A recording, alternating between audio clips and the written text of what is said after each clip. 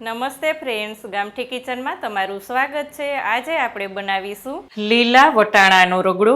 લીલા વટાણાના રગડા સાથે આપણે પેટીસ પણ બનાવશું અને એવા પરફેક્ટ માપથી બનાવશું કે એકવાર જો તમે બનાવશો તો વારંવાર બનાવશો।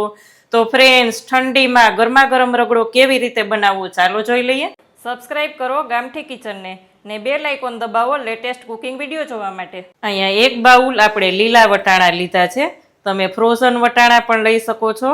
તેને પણ આપણે અડધી કલાક જ્યારે ઉપયોગમાં લેવાનું હોય તેની અડધી કલાક પહેલાં ફ્રોઝનમાંથી બહાર કાઢી લેવાના ફ્રીઝરમાંથી। એટલે ફ્રોઝન વટાણા પણ લઈ શકાય, પણ અત્યારે ફૂલ સિઝન છે વટાણાની, એટલે આપણે અહીંયા લીલા વટાણા લીધા છે। એક પ્રેશર કુકર લેશું। પ્રેશર કુકર લઈને તેમાં બધા જ વટાણા લઈ લેશું। અહીંયા આપણે વટાણા ભેગું લીલા વટાણા ભેગી પેટીસ પણ કરવાની છે, એટલે જે પેટીસના બટાકા બાફેલા છે એટલે હું આમાં બટાકા નથી મૂકતી, પણ જો તમારે પાઉં રગડો ખાવાનો હોય તો આના ભેગું જ એક બટાકું બાફવા મૂકી દેવાનું। અહીંયા મેં ઓલરેડી પેટીસ માટે બટાકા વેલા બાફી લીધા છે, જેથી કરીને બહુ મોઇસ્ચર ના રહે અને પેટીસ ખૂબ જ સરસ થાય। અહીંયા આપણે 1 ટેબલ સ્પૂન નમક અથવા તો સ્વાદ અનુસાર નમક લેવાનું। જેટલા વટાણા હોય તેટલું નમક લેવાનું, તે ખાસ યાદ રાખવાનું। 1/2 ટીસ્પૂન હળદર પાવડર લઈ પ્રેશર કુકરનું ઢાંકણ બંધ કરી અને 3 વિસલ આવવા દેશું। અહીંયા આપણે 6 નંગ બટાકાને લઈ અને બાફી લીધા છે। આમ કુલ મેં 8 નંગ મીડિયમ સાઇઝના બટાકા બાફેલા હતા।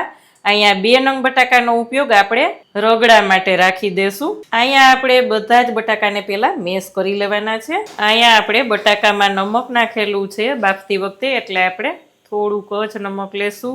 આદુ મરચાંની પેસ્ટ લઈ લેશું 1 ટેબલ સ્પૂન। શેકેલા જીરાનો પાવડર લેશું 1 ટીસ્પૂન। ચાટ મસાલો લઈ લેશું 1 ટીસ્પૂન।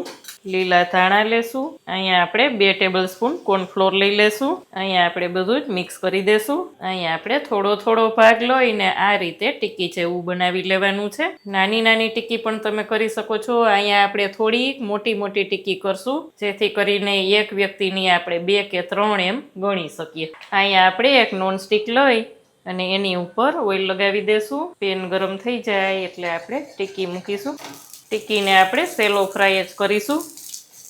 ગેસની ફ્લેમને મીડિયમ રાખીશું અને બેય બાજુ ગોલ્ડન બ્રાઉન થવા દેશું। અહીંયા આપણે એક સાઈડ થઈ જાય એટલે બીજી સાઈડ પણ આ જ રીતના પલટાવી લેશું અને બેય સાઈડ આ રીતના ગોલ્ડન બ્રાઉન થવા દેશું। અહીંયા આપણી ટીકી બેય સાઈડથી ગોલ્ડન બ્રાઉન થઈ ગઈ છે। આ જ રીતના આપણે બધી જ ટીકી તૈયાર કરી લેશું। 3 વિસલમાં આપણા વટાણા એકદમ સરસ બફાઈ ગયા છે, તમે જોઈ શકો છો ફ્રેન્ડ્સ। આપણે હવે તેલ ગરમ થવા મૂકીશું। અહીંયા આપણે એક પેનમાં 2 થી 3 ટેબલ સ્પૂન તેલ લેવાનું છે। તેમાં લઈ લેશું 1 સૂકું લાલ મરચું, 1 ટીસ્પૂન જીરું લેશું। અહીંયા આપણું જીરું થઈ જાય એટલે આદુ મરચાંની પેસ્ટ લઈ લેશું અને સાતળી લેશું। આદુ મરચાંની પેસ્ટ થઈ જાય એટલે લઈ લેશું આપણે ચપટી હિંગ અને અહીંયા આપણે વટાણા લઈ લેવાના છે। અહીંયા આપણે પાણી થોડુંક ઓછું લાગે છે એટલે ગરમ કરીને થોડુંક પાણી વધારે લઈ લેવાનું। બાફવામાં પણ આપણે નમક લીધેલું છે એટલે જોઈએ તેટલું આપણે નમક લઈ લેશું। અહીંયા લઈ લેશું આપણે લાલ મરચું પાવડર। આદુ મરચાંની પેસ્ટ લીધી છે એટલે મરચું પાવડર પણ આપણે બહુ ઓછું લેવાના છીએ। 1 ટીસ્પૂન ધાણા જીરું પાવડર અને અહીંયા આપણે લઈ લેશું ગરમ મસાલો 1 ટીસ્પૂન ગરમ મસાલો લેશું। તેમાં જ આપણે રાખેલા બટાકાને આ રીતે હાથની મદદથી ક્રશ કરી અને લઈ લેશું, જેથી કરીને આપણો રસો એકદમ સરસ ઘાટો બને। અહીંયા બટેટું લઈ લીધા પછી આપણે મેસરની મદદથી થોડું થોડું મેશ કરી લેશું, એટલે થોડા થોડા વટાણા પણ આપણા મેશ થઈ જશે। બધું જ સારી રીતે ઉકળવા દેશું। અહીંયા આપણો રગડો એકદમ સરસ તૈયાર છે। ઉપરથી લઈ લેશું આપણે લીલા ધાણા, સર્વ કરીશું। સર્વ કરવા માટે આપણે પહેલા રગડો લઈ લેશું, ઉપરથી આપણે લઈ લેશું 2 નંગ પેટીસ, ફરી પાછો આપણે રગડો લેશું, ઉપર આપણે લઈ લેશું ખજૂર આંબલીની ચટણી। દરેક ચટણીઓનો વિડીયો આપણે આપણી ચેનલ એટલે કે ગામઠી કિચનમાં મૂકેલો જ છે, ત્યાંથી તમે જોઈ શકો છો।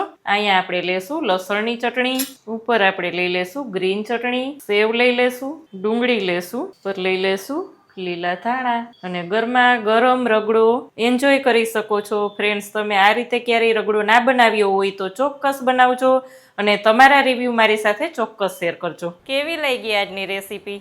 જો સારી લાગે તો વિડીયોને લાઇક કરજો, ચેનલમાં નવા હોય તો સબસ્ક્રાઈબ કરીને બેલ આઇકોન પ્રેસ કરજો। આવજો ફ્રેન્ડ્સ।